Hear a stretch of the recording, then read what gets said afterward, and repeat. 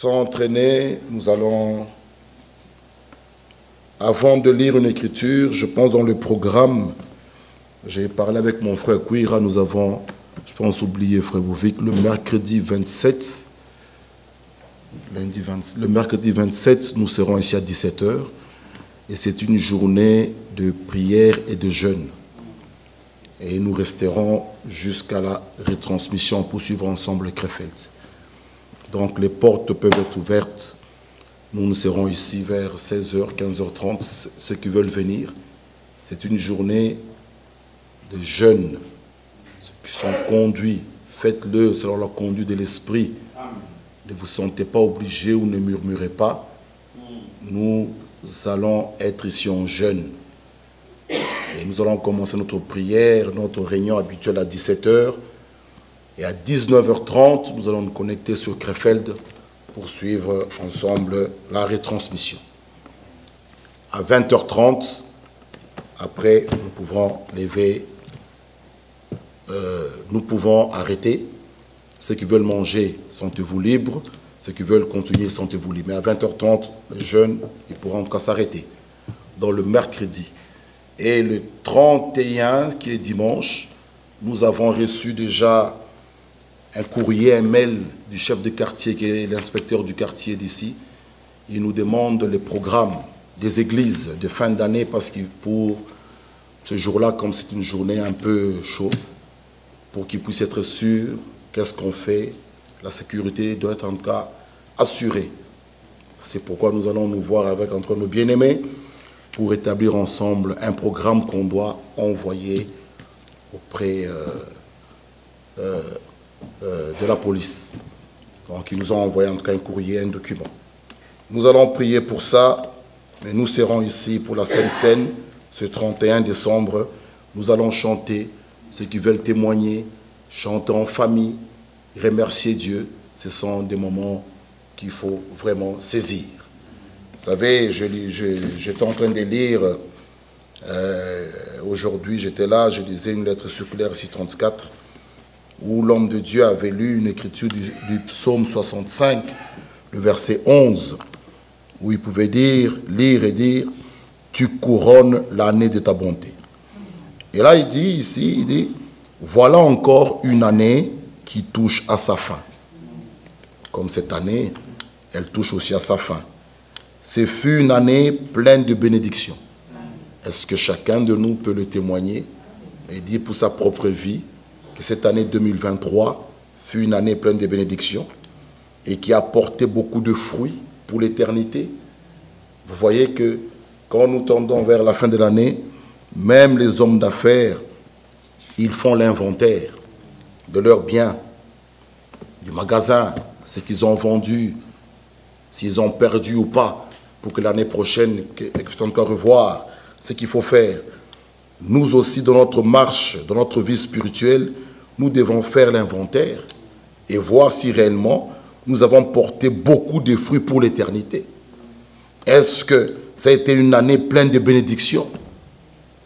Est-ce que dans cette période, tu as marché avec le Seigneur comme il faut? Il dit que le Seigneur soit remercié pour toutes les âmes qui ont été sauvées et pour tous ceux qui sont parvenus à la connaissance de la vérité. Vous voyez? Donc c'est une année que chacun de nous aussi doit faire son inventaire dans sa marche individuelle avec le Seigneur. Où est-ce que tu en es? Cette marche en groupe doit s'arrêter. La foi elle est individuelle. Nous devons chacun de nous voir où est-ce que j'en suis avec ma foi. Alléluia. Voilà, c'est vraiment important. Lisons notre écriture dans 1 Jean chapitre 3. 1 Jean chapitre 3. Nous pouvons compter avec notre sujet qui nous est très important. De quel côté tu es de ces deux sortes de croyants? Es-tu celui qui persécute ou celui qui est persécuté? Que chacun puisse s'examiner. 1 Jean 3, verset 10. C'est par là que se font reconnaître les enfants de Dieu et les enfants du diable. Quiconque ne pratique pas la justice n'est pas de Dieu, ni celui qui n'aime pas son frère. Car ce qui vous a été annoncé et ce que vous avez entendu dès le commencement, c'est que nous devons nous aimer les uns les autres. Et ne pas ressembler à Caïn, qui était du malin et qui tua son frère. Pourquoi le tua-t-il? La réponse, parce que ses œuvres étaient mauvaises et que celles de son frère étaient justes. Ne vous étonnez pas, frères, si le monde vous hait. Nous savons que nous sommes passés de la mort à la vie parce que nous aimons les frères. Celui qui n'aime pas demeure dans la mort. Quiconque est son frère est un meurtrier. Et vous savez qu'aucun meurtrier n'a la vie éternelle demeurant en lui. Amen. Nous pouvons nous asseoir, que Dieu ajoute ses bénédictions à la lecture de sa parole. Ici, on nous parle, comme nous l'avons vu la semaine passée, de ces deux enfants, Isaac et Ismaël. Nous vous avons montré qu'il y a toujours deux esprits. Les gens meurent, mais les esprits demeurent. Et pour que l'esprit puisse agir, puisse fonctionner, il doit habiter dans un corps, dans un être humain. Et de ces deux esprits, nous avons montré qu'il y a l'esprit de vérité et l'esprit de l'erreur. Il y a le Saint-Esprit, cet esprit profane, l'esprit du malin. Et nous avons montré que là où c'est un peu très grave, ce sont des esprits religieux. Pour les détecter, il faut vraiment être de Dieu pour voir que celui-là est du malin. Vous trouverez ces deux jeunes gens, les deux allaient à l'église. Vous le trouverez chanter. Vous le trouverez même prier. Mais, comme nous pouvons le lire, Caïn a tué Abel. La Bible dit, pourquoi est-ce qu'il a tué Abel? Pourquoi le tua-t-il? C'est une question. Et la réponse, elle est toujours là. C'est parce que les œuvres de Caïn étaient mauvaises. Et celles de son frère étaient justes. Nous avons montré que la haine ne vient pas de Dieu. Ce sont des caractéristiques qui montrent que cette personne n'est pas née de nouveau. La haine, la jalousie, être jaloux d'un frère ou d'une sœur parce que Dieu l'a béni, cela ne vient pas de Dieu, ça vient du diable. Quand Dieu bénit un frère ou une sœur, ceux qui sont de Dieu sont dans la joie. Vous voyez, ce sont des choses, des marques caractéristiques qui montrent que cet homme, cette femme n'est pas du tout né de nouveau. Nous sommes dans une période où nous devons vraiment veiller même aux paroles qui sortent de notre bouche. Nous avons montré qu'un enfant de Dieu né de nouveau, régénéré, sa langue est brûlée par le feu divin afin de proclamer que les oracles de Dieu. Arrêtons avec la religion, l'esprit religieux. Soyons réellement vrais et justes.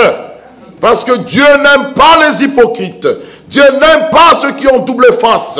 Dieu veut ceux qui sont justes. Nous pouvons le lire même dans Genèse, ici chapitre 4. Genèse chapitre 4. Lisons cette histoire. Genèse chapitre 4. Adam connut Ève, sa femme. Elle conçut et enfanta Caïn. Elle dit, j'ai à qui un homme de par l'Éternel. Vous connaissez très bien que Caïn n'est pas le fils d'Adam. Ça, vous le savez très bien. C'est le fils du malin. Amen. Amen. Oui, parce que nous pouvons le dire, de Dieu ne peut sortir que ce qui est divin. Amen. Vous voyez, donc Caïn, de sa nature, de ce qu'il a montré, manifesté, nous avons vu qu'il n'est pas enfant d'Adam. Adam était un fils de Dieu. Et de lui, et de Dieu, comme on peut le dire, ne peut sortir que ce qui est bon. Mais Caïn était un meurtrier, un méchant, regardez. Et c'était un faux frère. J'ai lu dans une lettre circulaire, l'homme de écrit Caïn était un faux frère. Si réellement il était frère, il ne pourrait pas tuer Abel. Vous voyez? Mais ce n'est qu'un faux frère qui peut faire du mal à un enfant de Dieu.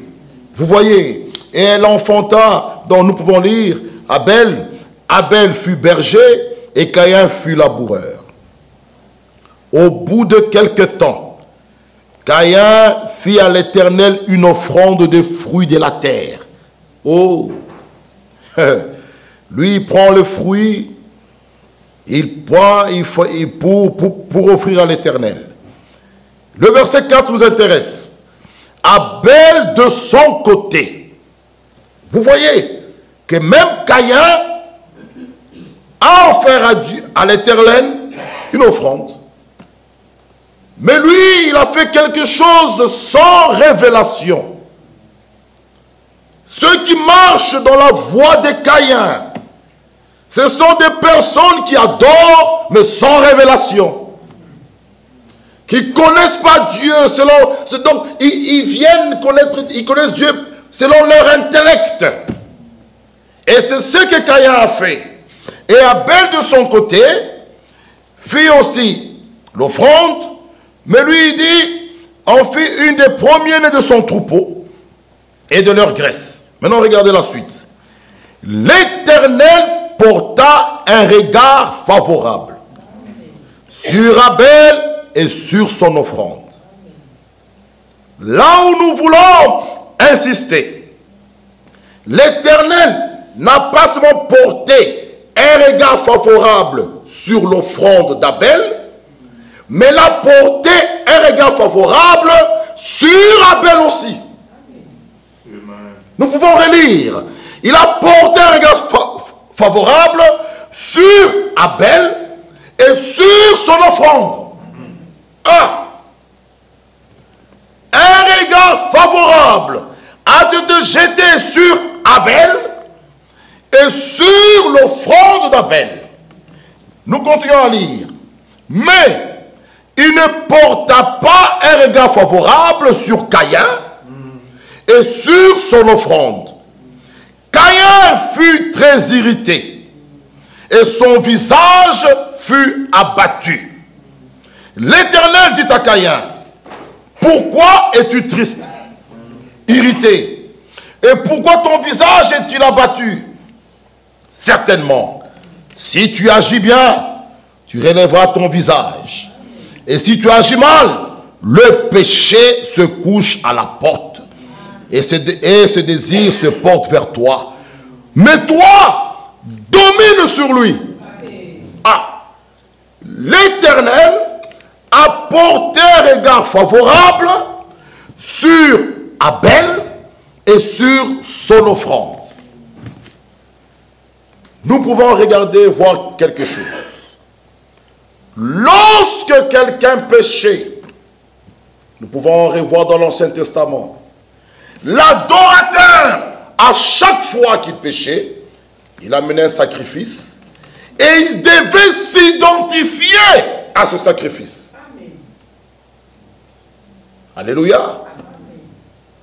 Et quand il s'identifiait à ce sacrifice, logiquement c'était lui, le pécheur, qui devait mériter cette mort-là, qui devait être égorgé.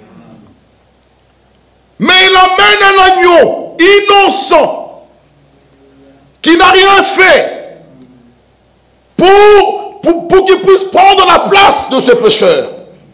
Et cet adorateur devait s'identifier à ce sacrifice. C'est pourquoi il posait la main sur lui pour ressentir cette douleur que lui devait avoir. Et cela lui donnait un regret sincère, le conduisait à une véritable repentance, que cet animal meure à ma place. Ça, c'était dans l'Ancien Testament que vous connaissez. Mais la chose qui nous intéresse, c'est que l'Éternel a jeté un regard favorable. Ma soeur, mon frère, est-ce que ce soir, Dieu du ciel porte un regard favorable sur toi? Ça, c'est la question que nous devons nous poser. Il a porté un regard favorable sur Abel et sur son offrande. Pas seulement sur l'offrande, et sur Abel. Vous voyez, mais il a rejeté Caïn.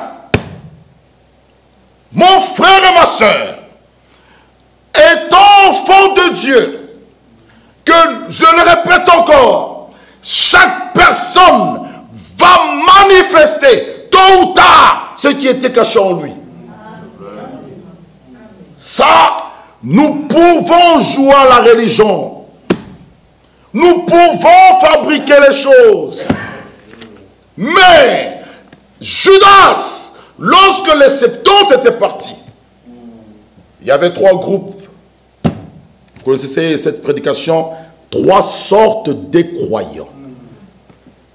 3 sortes de croyants. Même le premier groupe là. 3 sortes de croyants. Jésus nous dit, celui qui ne mange ma chair, ne boit mon sang, n'a pas la vie. Les 70 ont pris une décision. Il dit, nous allons l'abandonner. Nous le quittons. Mais Judas est resté. Mais, il devait que manifester ce qu'il était.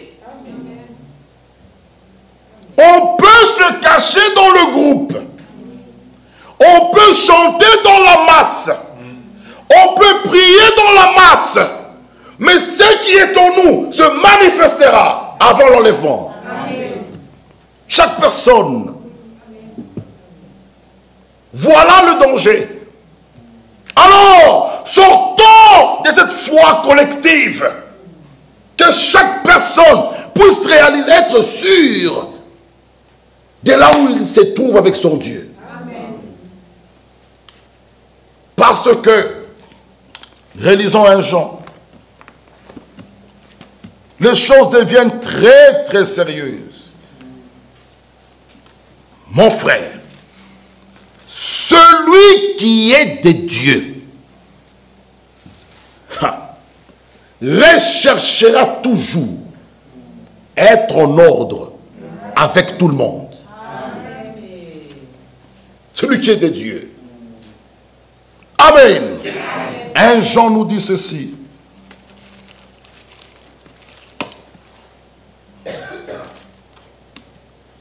Nous pouvons relire.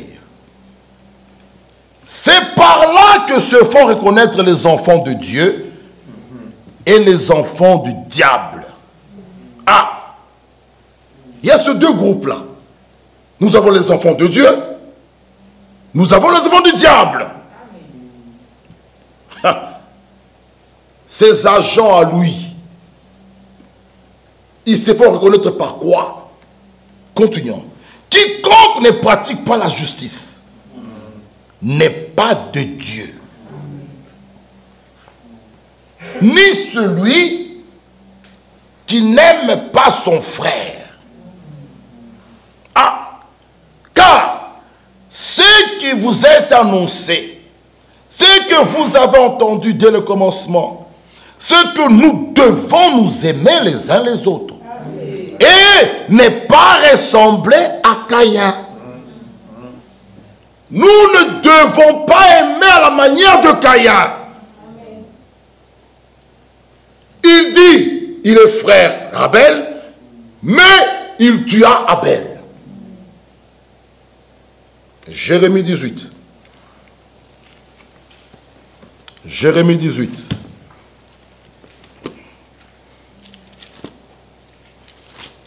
Regardons maintenant Jérémie 18. 18. Jérémie 18, 18. Et ils ont dit, Jérémie 18, 18, venez, complotons contre Jérémie, car la loi ne périra pas faute de sacrificateur, ni le conseil faute de sage, ni la parole faute de prophète. Venez, tuons-le avec la langue. Ah. Venez, tuons-le avec la langue. Vous voyez, donc on peut tuer quelqu'un avec la langue. Lorsque vous détruisez l'influence d'un frère, vous êtes un meurtrier, au même pied d'égalité que Caïn. Ah! Et les meurtriers n'hériteront pas le royaume. Non. Lisons Galates. Galates. Tuons-le avec la langue. C'est pourquoi, mon frère et ma soeur, nous sommes dans un temps où même avant de parler, je réfléchis. Ce qui sortira de ma bouche va édifier ou il va tuer. Voilà le problème. Est-ce que ma langue publiera les oracles de Dieu ou va enlever le poison mortel?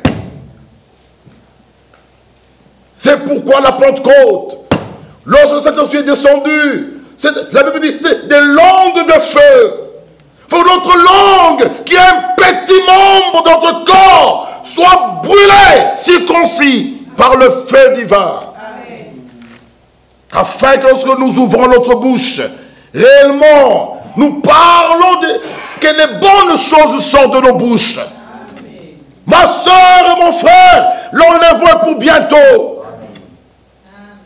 Amen. Oh, bien-aimés frères, lisons Galates. Galates, le verset 18, 5, 18. Si vous êtes conduits par l'Esprit, vous n'êtes point sous la loi. Or, les œuvres de la chair sont évidentes.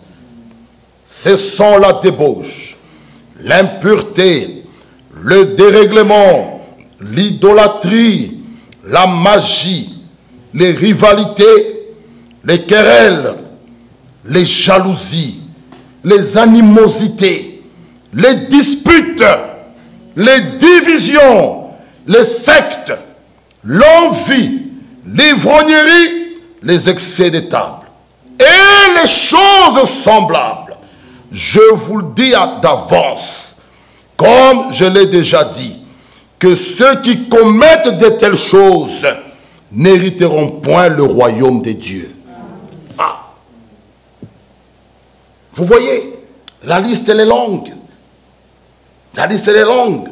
Alors que chacun fasse l'inventaire. Ma soeur, chanter c'est bien. Venir à l'assemblée c'est bien. Mais est-ce que ces choses sont en toi? Voilà le problème. Ne soyons pas religieux, soyons véritablement des enfants de Dieu. Vraiment, Abel avait la foi. Et la foi biblique est une révélation. La révélation de la volonté de Dieu. C'est ça la foi biblique. La foi qui vient de Dieu influence même notre vie. Ma soeur et mon frère. La foi qui vient d'en haut influence même notre langage. 2 Chroniques 20.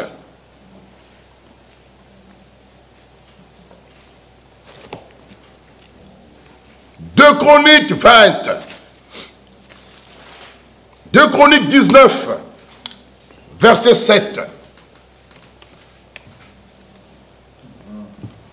Maintenant, que la crainte de l'Éternel soit sur vous. Amen.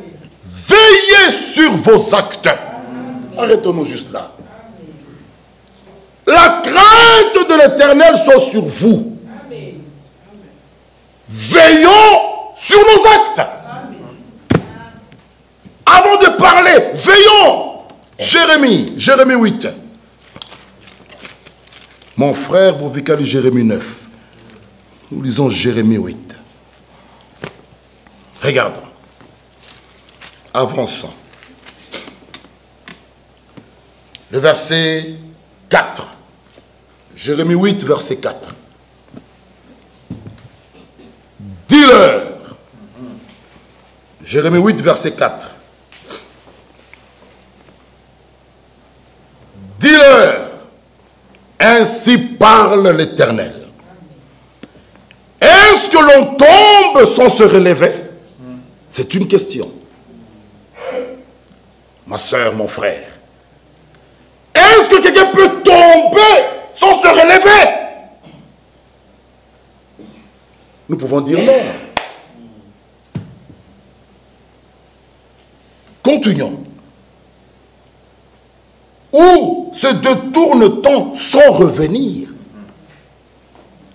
Pourquoi donc ce peuple de Jérusalem, de Bruxelles, s'abandonne-t-il à des perpétuels égarements? Il persiste dans la tromperie. Pourquoi il refuse de se convertir? Pourquoi? Pourquoi? Alors, l'Éternel dit, je suis attentif et j'écoute. Il ne parle pas comme il devrait. Aucun ne se répond de sa méchanceté et ne dit, qu'ai-je fait? Tous reprennent leur course comme un cheval qui se lance au combat. Même la cigogne connaît dans les cieux sa saison.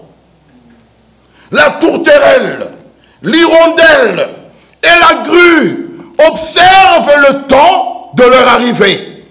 Même mon peuple ne connaît pas la loi de l'Éternel. Comment pouvez-vous dire nous sommes sages? Frère, si même la cigogne, mais c'est grave, peut connaître dans les cieux sa saison, même les oiseaux du ciel peuvent connaître, il fait chaud, il faut partir, il fait froid, il faut fuir. Mais l'Éternel dit, mon peuple à moi ne connaît même pas la loi de l'Éternel. Nous prêchons. Les gens font semblant de se repentir. Les gens viennent même devant. Qu'est-ce qu'il y a, ma soeur? Qu'est-ce qu'il y a, mon frère? Oui, priez pour moi, il y a ça. Priez pour moi, il y a ça. Et puis après la prière, on pleure. Après 2 jours, on recommence la même chose. Voilà ce que l'Éternel parle ici. Il dit, est-ce qu'on tombe sans se relever? C'est de tout le temps sans revenir. Pourquoi donc mon peuple, ce peuple de Jérusalem, s'abandonne-t-il à des peuples de l'égarement? Ils persistent dans leur position. Pourquoi vous refusez de vous convertir? Ma soeur, jusqu'à quand? Les gens viennent ici, ils font semblant, ils pleurent, mais ils recommencent la même chose. Ils recommencent la même chose. Non! Jean-Baptiste dit, vous devez montrer les fruits dignes de la repentance. Dieu n'est pas un grand-père. Non! On nous avait lu ici par notre frère Daniel. Il y aura un temps, vous allez plus l'entendre frapper. Frère, la grâce sera encore pour nous. Amen. Alléluia. Nous sommes encore au jour de la grâce. Au jour du salut, je t'ai secouru. Mais il y aura un temps, il va se tourner vers Israël. Pourquoi vous refusez de vous convertir? Pourquoi? Pourquoi? Pourquoi? Même la cigogne. Oh, bien-aimés frères, ça doit déchirer nos cœurs. Si même les bêtes peuvent reconnaître le temps et sa saison, peuple de Dieu, pourquoi vous ne connaissez pas la loi de l'Éternel? Ce que tu fais là est mauvais, tu sais. Mais pourquoi tu le fais? Pourquoi? Et nous venons, nous partons. Nous venons, nous chauffons les chaises. Nous partons. Oh, il fait froid. On allume le chauffage. On installe tout ça pour vous. Mais vos vies, c'est nos cœurs qui doivent être chauffés, notre brûlés par le Saint-Esprit. Que Dieu nous aide, bien-aimés sœurs. Il revient bientôt. Mettons nos vies en ordre. Pourquoi? Pourquoi? Pourquoi vous continuez avec les vies sales? Pourquoi? Pourquoi venir à l'église pour ne pas être changé? Pourquoi? Relisons. Relisons. Dis-leur. Ainsi parle l'Éternel. Est-ce que l'on tombe sans se relâcher, sans se relever? Ces paroles sont dures. Et ces paroles, hein, on ne les adresse pas aux païens. Non. On s'adresse aux gens qui prient. Lisez bien la Bible. Ce n'est pas aux païens qu'on s'adresse ici. Non. C'est à des gens qui vont à l'église. Des personnes qui chantent. Des personnes qui attendent le retour comme vous. Maintenant, regardez ce qu'il dit. Dis-leur. Ainsi parle l'Éternel. Est-ce que l'on tombe sans se relever? Mon frère, même si tu es tombé, relève-toi. Amen. Il est notre avocat. Amen. Il est le médiateur. Il est le souverain sacrificateur. Amen. Oui, ça peut arriver. Mais relève-toi. Va de l'avant. Oublions ce qui est en arrière. Ah, lisons cette écriture. Gardez la main sur Jérémie. Philippiens. Regardez. Philippiens. Il nous dit ceci. Philippiens 3. Pour aller vite, le verset 7. On va revenir ici dans Jérémie 8. Mais ces choses qui étaient pour moi des gains. Quelles choses? Les choses sur lesquelles il pouvait s'appuyer. Oh, moi, fille de, moi de telle tribu, moi, on joue de moi. Non, Paul dit ces choses-là, je les ai regardées comme une perte. Non, non, non, non, non. Moi de, moi, non. Celui qui est né de Dieu, son moi meurt. Amen. Alléluia. Même dans sa prière, son moi meurt. Le je. Paul dit ce je-là comme une perte, comme de la boue. Amen. Qui suis-je sans Christ? Amen. Ma sœur, est-ce que ce jour-là, tu entendras une voix qui te dira, viens ma fille, ou je t'ai jamais connu? Est-ce que ce jour-là,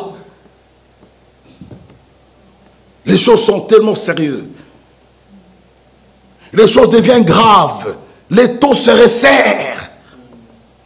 Regardez la vie, comment est-ce qu'elle est. Tout le monde pleure. Nous sommes réellement à la fin. Et là, Paul nous dit, ces choses qui étaient pour moi des gains, je les ai regardées comme une perte, à cause de Christ. Et même, je regarde toutes choses comme une perte, à cause de l'excellence de la connaissance de Jésus-Christ, mon Seigneur, pour lequel j'ai renoncé à tout. Amen. La vie chrétienne, c'est la vie du renoncement. Amen. Même à ma propre vie, je renonce. Amen. Même ma jeunesse. Frère, nous avons entendu le témoignage.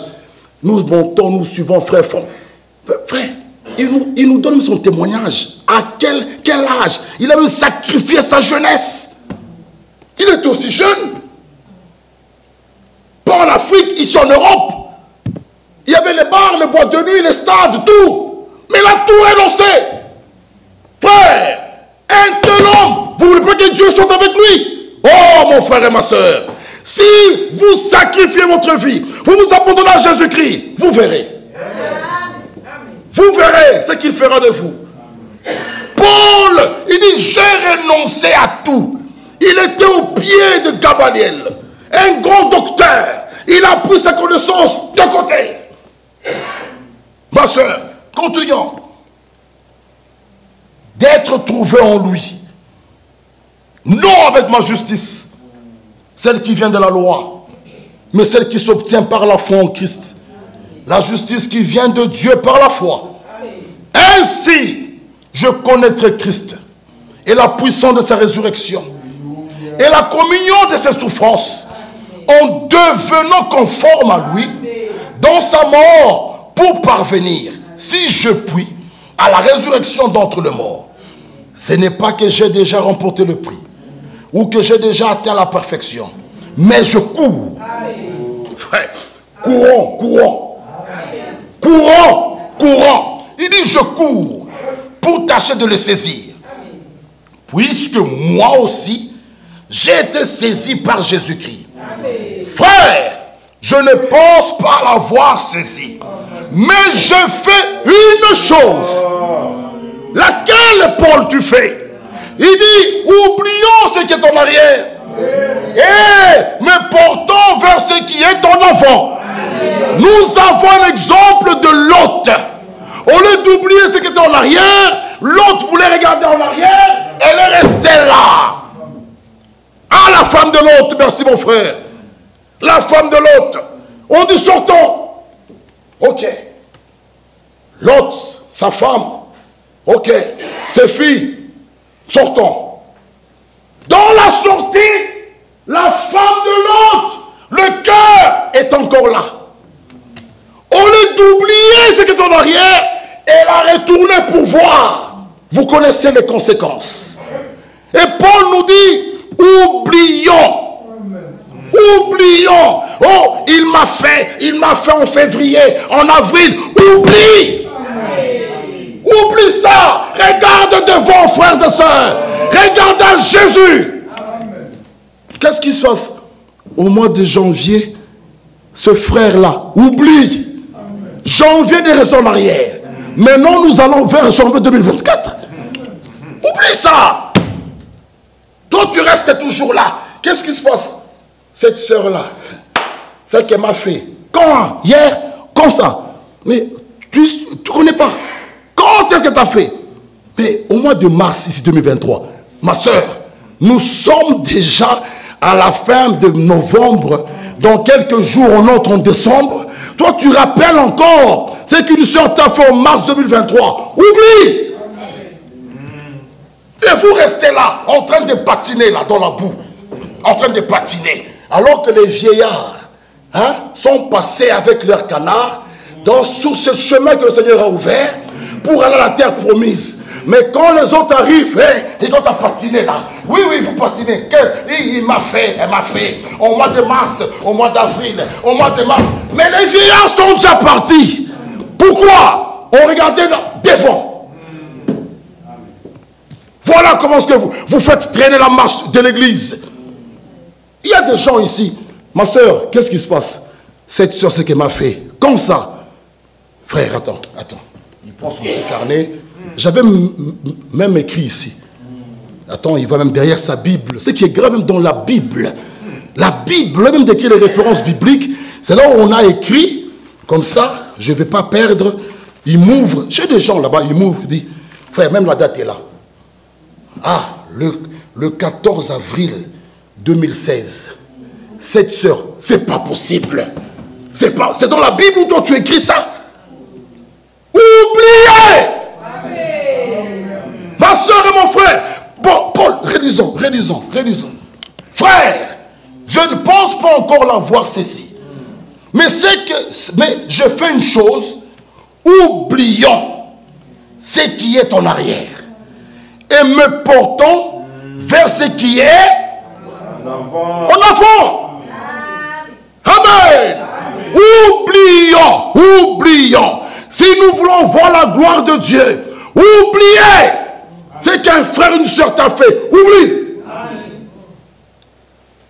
ça.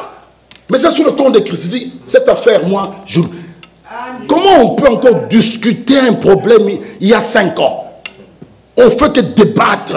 Oui, en 2015, en 2016, ça ne termine pas. Non. Il y a quelque chose qui ne va pas. Les véritables enfants de Dieu sont des pacificateurs. Amen. Alléluia. Ils recherchent la paix, ils procurent la paix, ils font tout pour garder, poursuivre la paix. Ils font tout, même pour la conserver. C'est ça. Relisons Jérémie 8. Jérémie 8, dis-leur. Amen. Ainsi parle l'Éternel. Est-ce que l'on tombe sans se relever? Ma soeur, si tu ne l'as pas fait, si tu ne l'as pas oublié, aujourd'hui laisse ça. Amen. Est-ce qu'on peut tomber sans se relever?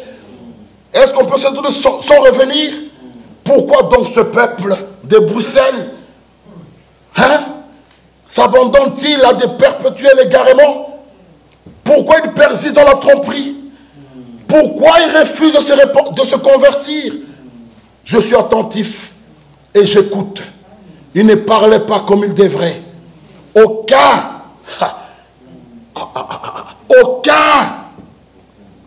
Vous savez l'écriture qu'on a lue avec vous, de perfectionnez-vous. Souvent, on pointe l'autre. Perfectionne-toi. Et toi? Toi aussi, perfectionne-toi. Voilà, regarde la maladie. Aucun ne se répand de sa méchanceté. Aucun. Et ne dit, qu'ai-je fait? Tous, on prie pour vous ici.